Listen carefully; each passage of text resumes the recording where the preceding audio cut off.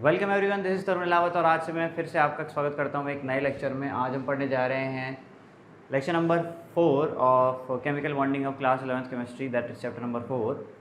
और लास्ट के 3 लेक्चर में हमने बहुत कुछ अभी तक डिस्कस कर लिया है। लास्ट लेक्चर में हमने क्या स्टडी किया था? लास्ट लेक्चर में हमने स्टडी किया था कोऑर्डिनेट बॉन्ड के बारे में, राइट। तो आज के लेक्चर में हम पढ़ने जा रहे हैं शेप्स ऑफ मॉलिक्यूल्स। ठीक है, मॉलिक्यूल्स का जो स्ट्रक्चर और शेप कैसा होता है उसके बारे में स्टडी करेंगे। देखो, सबसे पहली बात है स्ट्रक्चर तो हम कैसे बना लेते हैं। जैसे फॉर एग्जांपल CH4 की बात करूँ तो मैं ऐसे दिखा देता था कि 4 बॉन्ड हाइड्रोजन के साथ कार्बन ने बना रखे हैं, तो इट इज़ कॉल्ड स्ट्रक्चर में हम सिर्फ ये दिखाते हैं कितने बॉन्ड्स हैं या इलेक्ट्रॉन में डॉट रिप्रेजेंटेशन कर देते हैं, लेकिन रियलिटी में उसका शेप कैसा होता है मॉलिक्यूल का, ठीक है, हम उसके बारे में डिस्कस कर रहे हैं। तो एक बेसिक सी बात आपको समझ लेनी है कि there is a difference between structure and shape of a molecule. Structure तो क्या होता है, सिर्फ बेसिकली बॉन्ड्स कितने हैं, कितने इलेक्ट्रॉन हैं, किस तरीके से शेयरिंग हो रही है, वो सब दिखाने के लिए काम आता है। जैसे कि फॉर एग्जाम्पल PCl5 की बात करूँ तो मुझे क्लोरीन के साथ 5 बॉन्ड दिखा दिए मैंने, कैसे भी, है ना। तो कि 5 बॉन्ड मैंने दिखा दिए। अब मैं इनके बीच में ये भी नहीं देख रहा हूँ किसके बीच में कितना एंगल है, बस मैंने ये बताया है कि फॉस्फोरस के साथ 5 क्लोरीन जुड़े हुए हैं। लेकिन ये तो क्या हो गया स्ट्रक्चर, लेकिन इसका शेप कैसे होता है हमें उसके बारे में थोड़ा सा डिस्कशन करना है आज, राइट। चलिए स्टार्ट करते हैं, ठीक है। तो पहला हमारा जो स्ट्रक्चर है, देखो, पहला अगर हमारे पास एक मॉलिक्यूल है AB2 टाइप का कोई मॉलिक्यूल है हमारे पास, है ना, तो उसका स्ट्रक्चर कैसा होता है, लीनियर, यानी A बीच में और 2B इस तरीके से, है ना। बीच में कितना एंगल है, देखो 180 डिग्री का एंगल है इनके बीच में, राइट। इन दोनों बॉन्ड्स के बीच में कितना एंगल है, 180 डिग्री का एंगल है। तो ये हमारा AB2 टाइप्स मॉलिक्यूल जो होते हैं वो इस तरीके का शेप बनाते हैं। जैसे कि अगर मैं फॉर एग्जाम्पल लूँ CO2 की बात कर लो, तो CO2 का अगर आप स्ट्रक्चर बनाओ तो हमने क्या पढ़ा था कि CO2 कुछ इस तरीके से होता है ना। तो यही इसका स्ट्रक्चर है, यही इसका शेप है। इस शेप को बोलते हैं हम लीनियर, है ना, लीनियर शेप बोलते हैं। लीनियर मतलब एकदम सीधा, राइट। तो ये हुआ हमारा AB2 टाइप। जैसे और एग्जांपल ले लेते हैं BeCl2 की बात कर लेते हैं। तो BeCl2 को हम कैसे बनाएंगे, BE और ये एक Cl इधर, एक Cl इधर, देखो दोनों के बीच में कितना एंगल है, दोनों बॉन्ड्स के बीच में 180 डिग्री का एंगल है। तो ये शेप कैसा है, लीनियर शेप है, ठीक है। तो यहाँ पे CO2 और BeCl2 की हम बात कर रहे हैं, ये AB2 टाइप मॉलिक्यूल है और इसका स्ट्रक्चर कैसा हुआ, इसका शेप कैसा हुआ, लीनियर शेप हुआ, ठीक। आगे बढ़ते हैं, बात करते हैं AB3 टाइप मॉलिक्यूल की। अगर कोई मॉलिक्यूल AB3 टाइप का है तो उसका जो शेप बनेगा वो कैसा बनेगा कि भाई एक B यहाँ लगा दिया, एक B यहाँ लगा दिया और एक B इस तरीके से, यानी तीनों के बीच में कितना एंगल होना चाहिए, 120 डिग्री का एंगल, यानी कुल मिला के आपने कितना एंगल बना लिया, 360 डिग्री का। तो तीनों जो बॉन्ड्स हैं, हर एडजेसेंट बॉन्ड जो 2 कंसेक्यूटिव बॉन्ड्स हैं उनके बीच में कितना एंगल होना चाहिए, 120 डिग्री का।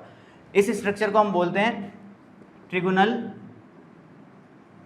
प्लेनर क्यों बोल रहे हैं, देखो ये एक तरीके की ट्राइंगल शेप्ड, इसको शीट्स ही मान लो आप, है ना। ट्राइंगल शेप्ड एक प्लेन शीट है, तो इसलिए इसका नाम क्या होता है, ट्रिगोनल प्लेनर। इसका एग्जांपल लेते हैं जैसे BF3, है ना। BF3 हमने मॉलिक्यूल पढ़ा था।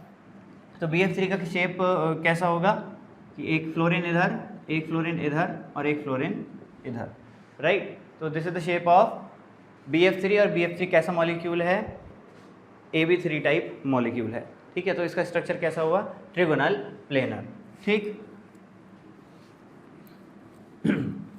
और बात कर लेते हैं भाई AB4 टाइप मॉलिक्यूल की बात करते हैं। AB4 टाइप मॉलिक्यूल कैसा होगा भाई, देखो कि सेंट्रल मेटल हमारा A हो गया, एक बॉन्ड में ऊपर बनाता हूँ B, एक बॉन्ड इधर बनाता हूँ B। अब देखो बचे दो बॉन्ड में कैसे बना रहा हूँ, एक बॉन्ड है बाहर की तरफ, बाहर ऐसे, है ना, बोर्ड से बाहर की तरफ है, उसको मैं ऐसे बनाऊंगा, और एक है अंदर की तरफ, उसको मैं इस तरीके से दिखाऊंगा, ठीक है। इस शेप को हम बोलते हैं टेट्राहेड्रल। क्या बोलते हैं, टेट्राहेड्रल, ठीक। तो AB4 मॉलिक्यूल जो होते हैं किस शेप में होते हैं, टेट्राहेड्रल। इसको अगर बहुत अच्छे से समझना है तो आपने ट्राइपॉड स्टैंड देखा होगा। तो ट्राइपॉड स्टैंड में क्या होता है, 3 इस तरीके से, उसके 3 जो होते हैं क्या कहना चाहिए, जो पैर हैं उसके, है ना, 3 फुट होते हैं उसके, राइट, एक ऐसे 3 लेग्स है नीचे, एक ऐसे और एक ऐसे, ठीक है, और एक क्या है ऊपर, ट्राइपॉड स्टैंड ऐसा ही तो होता है। तो बेसिकली ये क्या है, ट्राइपॉड स्टैंड की तरह है ना, उसके 3 लेग्स नीचे हैं, ठीक, और एक ऊपर, है ना, जिस पे आप कोई चीज़ फिट करते हो, राइट। तो इस शेप को हम क्या बोलते हैं, टेट्राहेड्रल शेप इसको हम बोलेंगे। तो इसका एग्जांपल लेते हैं, जैसे कि फॉर एग्जांपल CH4 मीथेन। तो मीथेन का शेप कैसा होगा, एक हाइड्रोजन को मैंने ऊपर बनाया, एक हाइड्रोजन को ऐसे बनाया, एक हाइड्रोजन प्लेन से बाहर आ रहा है, बाहर आते हुए बॉन्ड को मैं ऐसे दिखाऊंगा, और एक क्या है, प्लेन से अंदर की तरफ है, उसको मैं इस तरीके से दिखाऊंगा, पीछे की तरफ है मतलब, है ना, यानी एक ऐसे है, एक ऐसे है, एक ऐसे है और एक ऊपर है, राइट। इस शेप को हम क्या बोलते हैं, टेट्राहेड्रल। अब यहाँ पे दो बॉन्ड्स के बीच में जो एंगल बन रहा होता है वो होता है 109 डिग्री एंड 28 मिनट्स, है ना। यहाँ पे भी उतना ही एंगल है, इन दोनों के बीच में भी उतना ही एंगल है, इन दोनों के बीच में भी। तो जितने भी बॉन्ड्स हैं सबके बीच में कितना एंगल मिलेगा आपको, 109 डिग्री 28 मिनट्स, राइट। आगे बढ़ लेते हैं और बात करते हैं AB5 टाइप मॉलिक्यूल की।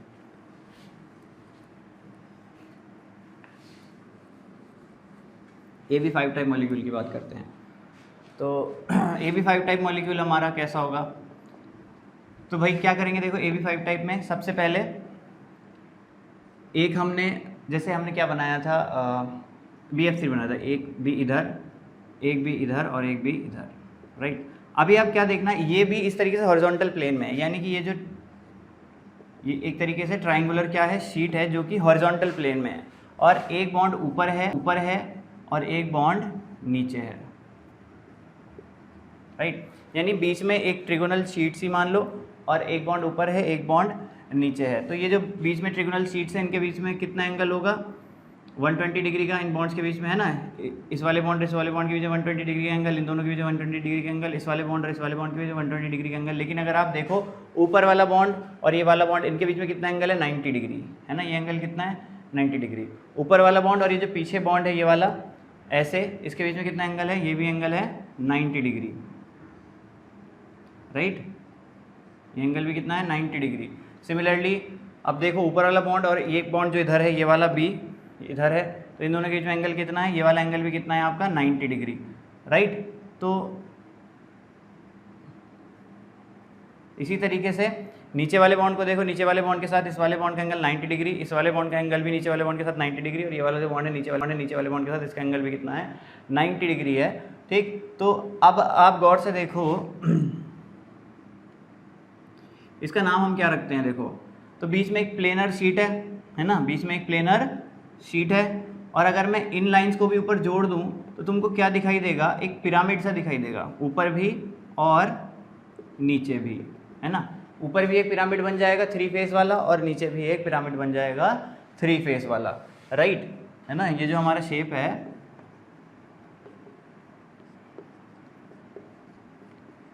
ना, तो ये तो बीच में एक शीट हो गई horizontally planar, triangular planar sheet हो गई।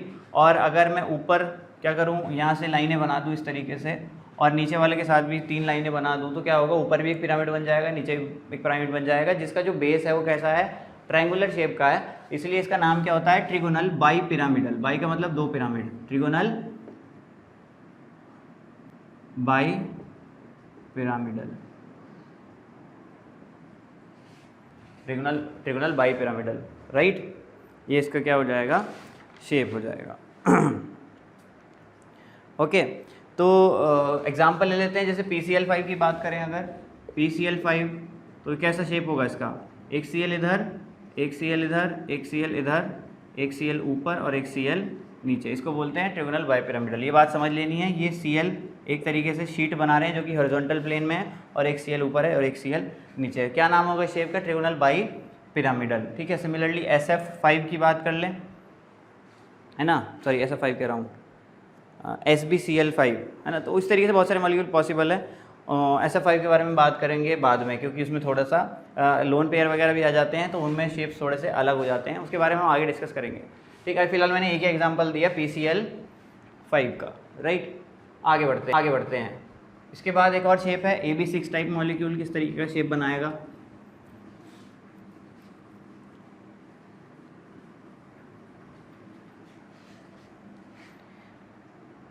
AB6 type molecule, AB6 type molecule में क्या होगा, देखो हम पहले क्या करते हैं, 4 बॉन्ड्स B के साथ बना देंगे। जैसे एक स्क्वायर होता है, स्क्वायर के कॉर्नर्स होते हैं उसमें, है ना, कि भाई ये तुम्हारा A है, एक भी ऐसे, एक भी ऐसे, एक भी ऐसे और एक भी ऐसे। प्लेन में क्या बन जाएगा, क्या बन जाएगा, स्क्वायर शेप्ड का प्लेन बन जाएगा, है ना, स्क्वायर शेप्ड प्लेन हमको दिखाई देगा जो कि हॉरिजॉन्टल है, मतलब हॉरिजॉन्टल इस तरीके से। और अब एक बॉन्ड हम क्या बना देते हैं ऊपर, और एक बॉन्ड हम क्या बना देते हैं नीचे। ठीक है, इस शेप को हम बोलते हैं ऑक्टाहेड्रल। क्या बोलते हैं, ऑक्टाहेड्रल, राइट, इस शेप को बोलते हैं ऑक्टाहेड्रल। ठीक है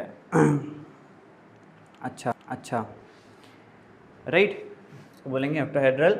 और एंगल की बात कर लेते हैं तो तुम देखो ये तो अपोजिट है, इन दोनों के बीच में तो 90 डिग्री है, 180 डिग्री है, लेकिन इसके बीच में और इसके बीच में 90 डिग्री। इनमें आपस में भी कितना कितना एंगल है, आपस में कितना एंगल है भाई, 360 को 4 जगह डिवाइड कर तो 90 तो बैठा, इसमें आपस में 90 डिग्री का एंगल है ना, इन दोनों में आपस में कितना एंगल है, 90 डिग्री का। अब ऊपर वाले में जो ऊपर वाला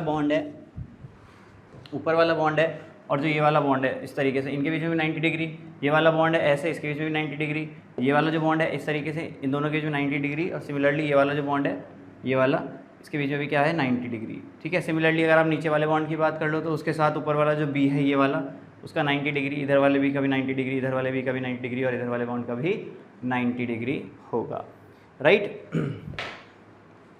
ठीक, तो इसका हम एग्जांपल ले लेते हैं। SF6 हमने पढ़ा था, याद करो SF6, है ना। तो SF6 का स्ट्रक्चर क्या होगा, ऐसे इधर ऊपर फ्लोरीन, एक फ्लोरीन नीचे, और हॉरिजॉन्टल प्लेन में हम क्या बना देंगे, 4 फ्लोरीन, जैसे कि एक स्क्वायर के कॉर्नर पे होते हैं, और इस शेप को हम क्या बोलेंगे, ऑक्टाहेड्रल शेप, राइट।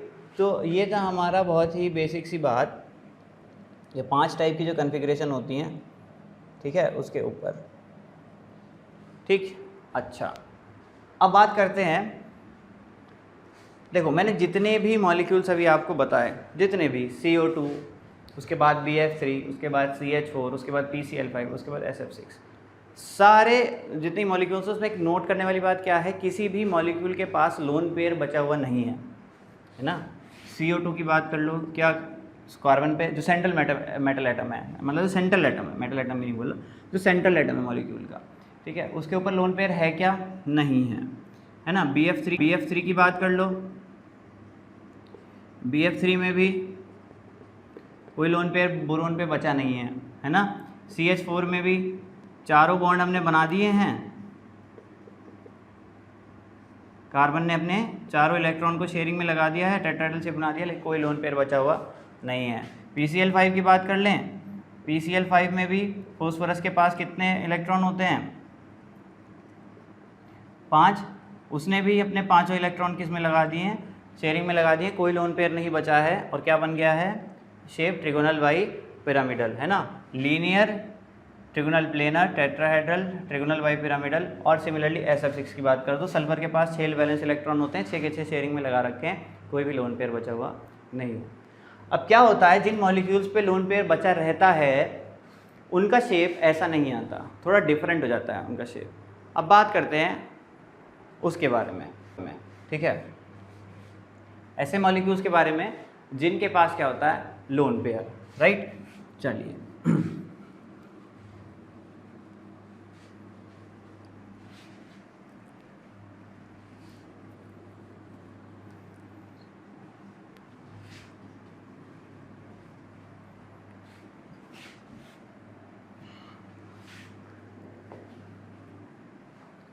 ठीक है, देखो उसके लिए हमारे पास एक थ्योरी है जिसको बोलते हैं valence shell electron pair repulsion theory, है ना, वैसे पर थ्योरी, यानी कि valence shell electron pair repulsion theory. ये थ्योरी क्या कहती है, ये थ्योरी हमको ये बताती है कि जो लोन पेयर है उसको भी आप बॉन्ड की तरह ट्रीट करो। सबसे पहली बात, है ना, पहली बात क्या है, treat lone pair as a bond, है ना। जो लोन पेयर है उनको भी एक बॉन्ड की तरह आपको ट्रीट करना होगा शेप बनाते वक्त, दूसरी बात ये क्या बोलती है कि जो रिपल्शन लोन पेयर और लोन पेयर के बीच में होगा, व्हाट इज लोन पेयर? जो पेयर ऑफ इलेक्ट्रॉन है, जो बच्चे रह जाते हैं उनको बोलते हैं लोन पेयर। तो जो रिपल्शन लोन पेयर के बीच में होगा वो बहुत ज़्यादा होगा मुकाबले लोन पेयर और एक बॉन्ड के इलेक्ट्रॉन्स में जो होगा, यानी बॉन्ड पेयर, है ना। लोन पेयर ऑफ इलेक्ट्रॉन्स और लोन पेयर ऑफ इलेक्ट्रॉन्स के बीच में जो रिपल्शन होगा वो काफ़ी स्ट्रॉन्ग होगा मुकाबले लोन पेयर और बॉन्ड पेयर के जो इलेक्ट्रॉन्स हैं उनके बीच में, और बॉन्ड पेयर के बीच में जो रिपल्शन होगा वो सबसे कम होगा, है ना। ठीक, तो ये क्या है? रिपल्शन बिटवीन लोन पेयर, है ना, will be greater than repulsion between lone pair electrons and lone pair electrons will be greater than repulsion between lone pair electrons and bond pair electrons,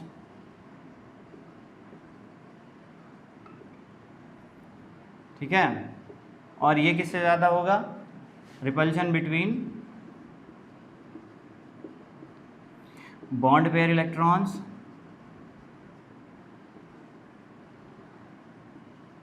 and another bond pair electrons,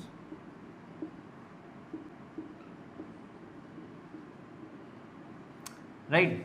तो ये है हमारी valence shell electron pair repulsion theory कि पहली बात तो shape बनाते वक्त लोन पेयर को बॉन्ड की तरह ट्रीट करो, और दूसरी बात जो रिपल्शन होता है, जैसे कि अगर सारे बॉन्ड सेम है तो सबके बीच में सेम ही रिपल्शन होता है, तो सबके बीच में क्या होते हैं? एंगल सेम आते हैं। लेकिन अगर आप लोन पेयर को भी बॉन्ड की तरह ट्रीट करने लगे हो तो उसके बाद लोन पेयर के बीच में जो रिपल्शन आएगा वो ज़्यादा आएगा, लोन पेयर बॉन्ड पेयर के बीच में कम आएगा, और बॉन्ड पेयर के बीच में रिपल्शन सबसे ज़्यादा कम होगा। यानी दो बॉन्ड्स के बीच में जो रियल बॉन्ड्स उनके बीच में रिपल्शन कम होता है, लेकिन एक बॉन्ड के इलेक्ट्रॉन्स और एक लोन पेयर के इलेक्ट्रॉन में रिपल्शन ज़्यादा होता है, और एक लोन पेयर के इलेक्ट्रॉन्स के बीच में रिपल्शन बहुत ज़्यादा होता है, ठीक है। This is our VSEPR theory. अब इस थ्योरी के अकॉर्डिंग मैं शेप्स आपको बना के दिखाता हूँ, राइट। चलिए,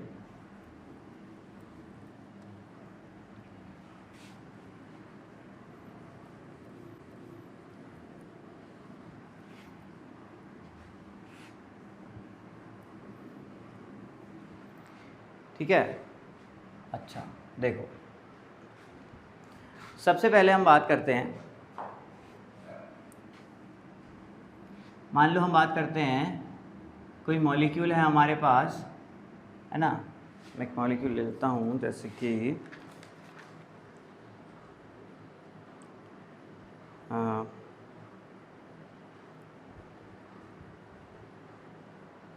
ओजोन की बात कर लेते हैं ना। ओजोन हमने पढ़ा है, राइट। O3, तो O3 क्या दिख रहा है आपको? O3 ओजोन का जो हमने स्ट्रक्चर बनाया था वो क्या बनाया था कि भाई एक ऑक्सीजन डबल बॉन्ड बना लेता है और एक क्या बना लेता है? कोऑर्डिनेट बॉन्ड बना लेता है ना। यही तो पढ़ा था। अब देखो इसके पास कितने सेंट्रल ऑक्सीजन की हम हमेशा शेप किसको के अकॉर्डिंग बनाते हैं? सेंट्रल एटम को देख के। मॉलिक्यूल का सेंट्रल एटम है, वही उसके हिसाब से डिसाइड होता है शेप क्या होगा, क्योंकि सेंटर में उसी को रहना है, ठीक है। तो ये मुझे किस तरीके का मॉलिक्यूल दिख रहा है? AB2 टाइप दिख रहा है ना।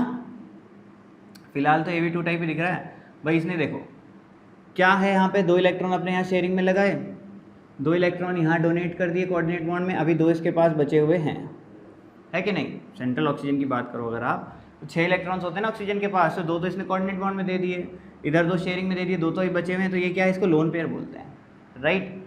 अच्छा ठीक। अच्छा दूसरी बात और, डबल बॉन्ड को शेप बनाते वक्त सिंगल बॉन्ड की तरह ही ट्रीट किया जाएगा, ये बात भी हमको ध्यान रखनी है। डबल बॉन्ड को, है ना, जैसे मैंने CO2 का बनाया था, CO2 बनाया था कि नहीं, इस तरीके से, तो मैंने इसको कोई AB4 टाइप मॉलिक्यूल थोड़ी ना बोला था, मैंने इसको AB2 टाइप मॉलिक्यूल बोला था। तो मैंने डबल बॉन्ड को शेप बनाते वक्त सिंगल बॉन्ड की तरह ही ट्रीट किया था, अलग तो नहीं बनाया था, कुछ डिफरेंट तो नहीं किया था, ठीक है। तो डबल बॉन्ड है, सिंगल बॉन्ड है, उसको शेप बनाते वक्त एक बॉन्ड की तरह ही ट्रीट करते हैं, है ना। अच्छा अब देखो ओजोन की बात कर रहे हैं, तो देखने में ओजोन में मुझे कैसा लग रहा है? मुझे AB2 टाइप लग रहा है कि नहीं भाई। एक स्पेसीज इधर जुड़ा हुआ है और एक स्पेसीज इधर जुड़ा हुआ है, तो ए बी टू टाइप दिख रहा है ना, ये ए हो गया और ये दो बी हो गए। तो इस हिसाब से कैसा शेप होना चाहिए इसका, लीनियर शेप होना चाहिए, यानी जो मैंने फिलहाल बना रखा है जो स्ट्रक्चर वही इसका शेप होना चाहिए।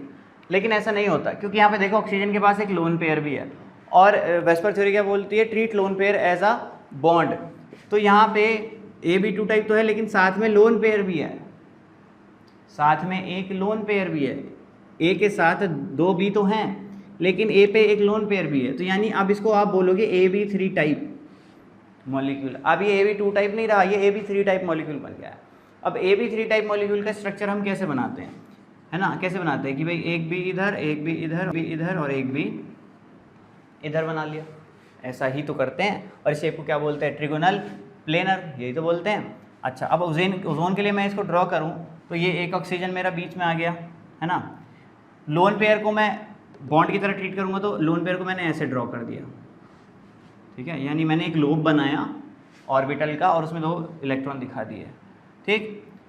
बचे ये दोनों, इन दोनों को भी दिखा देते हैं। एक ऑक्सीजन आपका इधर आ गया और एक ऑक्सीजन कहाँ गया, दूसरा जो डबल बॉन्ड के साथ था वो इधर था, है ना। तो अभी ये शेप देखो क्या है, ट्रिगोनल प्लेनर, प्लेन में ट्रायंगल बना हुआ है, तो ये भी देखने में कैसा लग रहा है, ट्रिगोनल प्लेनर लग रहा है।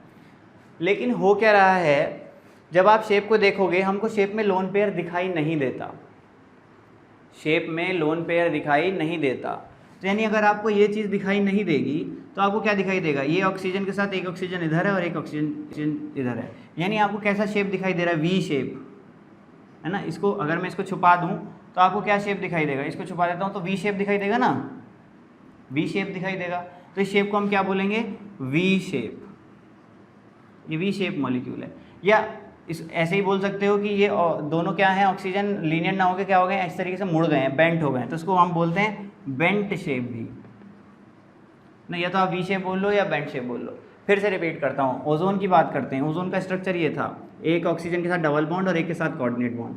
सेंट्रल एटम को देखो, ये ए है तो ये क्या हो गए, दो बी हो गए, तो हमको A B two type molecule मिल रहा है। लेकिन ऑक्सीजन के पास एक लोन पेयर बचा हुआ है, तो according to VSEPR theory treat lone pair as a bond, तो ये क्या हो गया, यहाँ पे A B three type molecule हो गया। A B three type molecule को आप कैसे बनाते हो, एक भी इधर 120 डिग्री के एंगल पे और फिर 120 डिग्री के एंगल पे हमने तीनों बी लगा दी। तो वही मैं यहाँ करने वाला हूँ, एक लोन पेयर को मैंने ऐसे दिखा दिया, ठीक है, एक ऑक्सीजन को ऐसे दिखा दिया और दूसरे ऑक्सीजन को ऐसे दिखा दिया, ठीक है।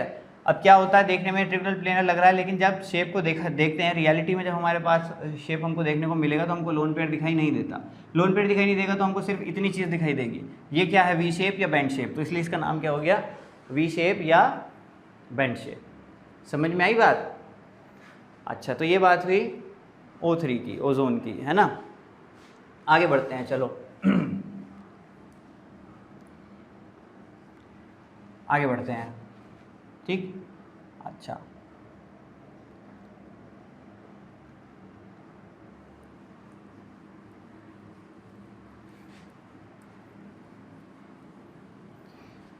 सिमिलरली आगे बढ़ेंगे तो हमारे पास आता है, मान लो हमारे पास एग्जांपल ले लेता हूँ मैं NH3 का, NH3 है ना, NH3 का एग्जांपल लेते हैं। तो NH3 देखने में कैसा लग रहा है, AB3 टाइप मॉलिक्यूल है। AB3 टाइप है कि नहीं, नाइट्रोजन ने 3 हाइड्रोजन के साथ क्या कर रखे हैं, बॉन्ड बना रखे हैं। लेकिन आपको ध्यान देने वाली बात क्या है, नाइट्रोजन पे एक लोन पेयर बचा रहता है, क्योंकि नाइट्रोजन के पास 5 इलेक्ट्रॉन होते हैं, 3 बॉन्ड लगा दिए और एक लोन पेयर बचा हुआ है। तो AB3 टाइप मॉलिक्यूल है, लेकिन साथ में ये भी तो देखो इस पर लोन पेयर है, तो AB3 टाइप नहीं है, देखने में AB3 टाइप लग रहा है, लेकिन ये AB3L है, यानी एक लोन पेयर भी है। यानी कि लोन पेयर को बॉन्ड की तरह ट्रीट करोगे तो यानी ये कैसा हो गया, AB4 टाइप। AB4 टाइप का स्ट्रक्चर कैसा होता है, AB4 टाइप का स्ट्रक्चर होता है टेट्राहेड्रल। उसको हम कैसे बनाते हैं, एक ऊपर, एक इधर, एक बाहर की तरफ और एक अंदर, है ना, जैसे ट्राइपॉड स्टैंड होता है, इस तरीके से, राइट।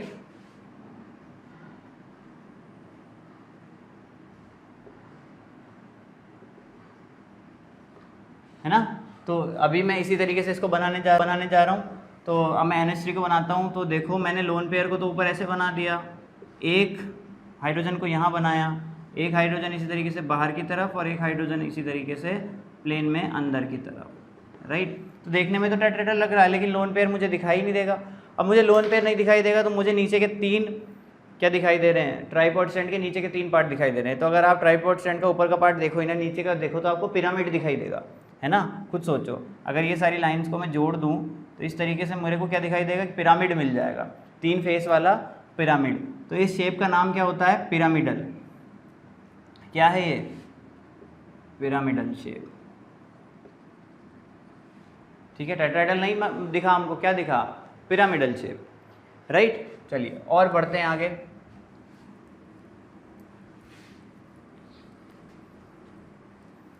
सिमिलरली मैं बात करूं अगर H2O के मॉलिक्यूल की, है ना, H2O के मॉलिक्यूल की बात कर लेते हैं। देखो तो H2O के मॉलिक्यूल की बात करते हैं भाई, H2O, है ना। तो H2O को देख लेते हैं। ऑक्सीजन ने 2 हाइड्रोजन के साथ बॉन्ड बना रखा है। ये देखने में कैसा लग रहा है, देखने में तो भाई मुझे ये AB2 टाइप लग रहा है, लेकिन AB2 टाइप नहीं है, क्योंकि ऑक्सीजन के पास 6 इलेक्ट्रॉन होते हैं, जिसमें से 2 शेयरिंग में लगा दिए। अभी इसके पास 2 लोन पेयर तो बचे हुए हैं। अब treat 2 lone pairs as 2 bonds, तो यानी L2 यहाँ पे है, ये कैसा हो गया, AB4 टाइप। AB4 टाइप हो गया तो कैसा शेप बनेगा, टेट्राहेड्रल शेप बनेगा। टेट्राहेड्रल शेप बना लेते हैं। चलो, ऑक्सीजन में एक ऊपर लोन पेयर दिखा दिया मैंने, एक लोन पेयर इधर आ गया, है ना, एक हाइड्रोजन बाहर की तरफ, या और ऐसे कर लेता हूँ, चलो एक हाइड्रोजन बाहर की तरफ और एक हाइड्रोजन क्या है, अंदर की तरफ, है ना। तो अब देखो आपको क्या देखने को मिलेगा, लोन पेयर तो आपको दिखाई नहीं देंगे, तो आपको 2 हाइड्रोजन ऐसे दिखाई दे रहे हैं, सिर्फ 2 हाइड्रोजन ऑक्सीजन के साथ, यानी ये कैसा शेप आ गया, बेंट शेप, फिर से वी शेप। इस शेप को आप क्या बोलोगे, वी शेप या बेंट शेप, राइट। बनाने का तरीका वही है जैसे AB4 टाइप बनाते हैं, लेकिन दिखता क्या है हमको, लोन पेयर कभी दिखाई नहीं देते, तो हमको क्या दिखाई दे रहा है, बेंट शेप, राइट।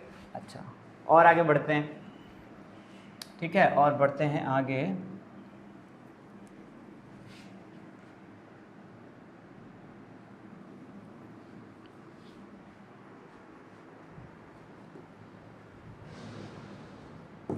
राइट, और आगे बढ़ते हैं।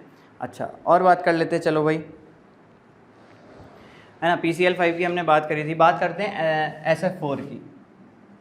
SF4 मॉलिक्यूल की अगर मैं बात करूं, ठीक है, तो SF4 सल्फर के पास कितने इलेक्ट्रॉन होते हैं, वैलेंस 6, बॉन्ड कितने बना रखे हैं, 4। देखने में AB4 लग रहा है, लेकिन यहाँ पे 2 इलेक्ट्रॉन बचे हुए हैं, यानी एक लोन पेयर भी है, तो कैसा हो गया, AB5 टाइप। कैसा हो गया, AB5 टाइप। अब ये AB5 टाइप हो गया। AB5 टाइप का शेप कैसा बनता है, एक भी इधर, एक भी इधर, एक भी इधर, यानी एक ट्रायंगल बनता है प्लेन में, और फिर एक भी ऊपर और एक भी नीचे। तो अब क्योंकि यहाँ एक लोन पेयर है, तो मैं कैसे बनाऊंगा, देखो SF का मैंने एक लोन पेयर कहाँ बना दिया, यहाँ, ठीक है, एक F यहाँ बनाया, हॉरिजॉन्टल में हमने ट्रायंगल कंप्लीट किया, एक F ऊपर और एक F नीचे। अब आपको लोन पेयर तो दिखाई देगा नहीं, तो आपको क्या दिखाई दे रहा है, ये इस तरीके से और 2 इस तरीके से। तो झूला जो होता है, जिसको बोलते हैं सीसॉ कैसा होता है झूला, भाई इस तरीके से, है ना, जहाँ पे 2 बंदे बैठते हैं, एक यहाँ पे एक यहाँ पे, तो लीनियर शेप होता है, और फिर 2 स्टैंड लगे हुए होते हैं नीचे। तो वही तो हुआ है यहाँ पे, है ना, पूरा जैसे एक बंदा यहाँ बैठा है, एक बंदा यहाँ बैठा है, ये बैठने की जगह, और नीचे क्या लगे हुए हैं, 2 स्टैंड लगे हुए हैं, है ना, 2 लेग्स हैं इसके स्टैंड के। तो इसको हम क्या बोलते हैं, इस शेप को सीसॉ। समझ में आई बात, इस शेप को हम बोलेंगे सीसॉ, ठीक। आगे बढ़ते हैं, ठीक, आगे बढ़ते हैं, बनाते हैं ClF3।